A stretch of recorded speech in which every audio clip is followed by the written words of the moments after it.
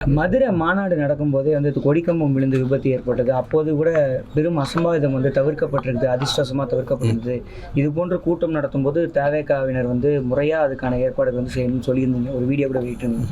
இப்போ இது போன்ற விபத்து நடந்திருக்குது, என்ன சொல்ல விரும்புகிறீங்க? இப்போ நீங்கள் ஒரு விஷயம் நல்லா தெரிஞ்சுங்க. இப்போ தலைவருக்கு எல்லாமே தெரியும்ன்றது தெரியாது, 100% தெரியாது.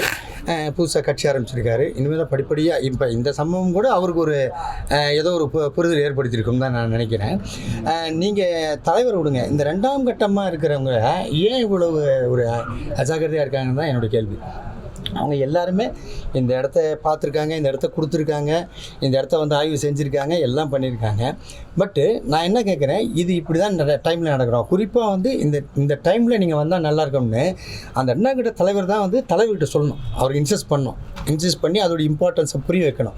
அப்போ தான் அவருக்கு அந்த விஷயம் புரியும். ஏன்னா எதுக்காக என்ன சொல்ல வரேன்னா, ஷூட்டிங் பண்ணும்போது 7 மணி கால் சீட்னா 6:30 இருக்கிறவர் தான் விஜய் சார். அப்படி இருக்கும்போது இது நீங்கள் புரிய வைக்கணும்ல. அது ஒரு ரீசன் தான். இது நான் விஜய் சார் மேலே ப்ளேம் பண்ணவே மாட்டேன். இவங்க ஏன் சொல்லலை சார், 8:45 நான் பரிசு வாங்கியிருக்கேன் சார், நீங்கள் இங்கே இருக்கணும் சார், முடிச்சுட்டு திருப்பி நாமக்கல்லேருந்து நீங்கள் வரணும் சார், அந்த ட்ராவலிங் டைம் இவ்வளோ இருக்குது சார் அப்படின்றது நீங்கள் சொல்லணுமா இல்லையா?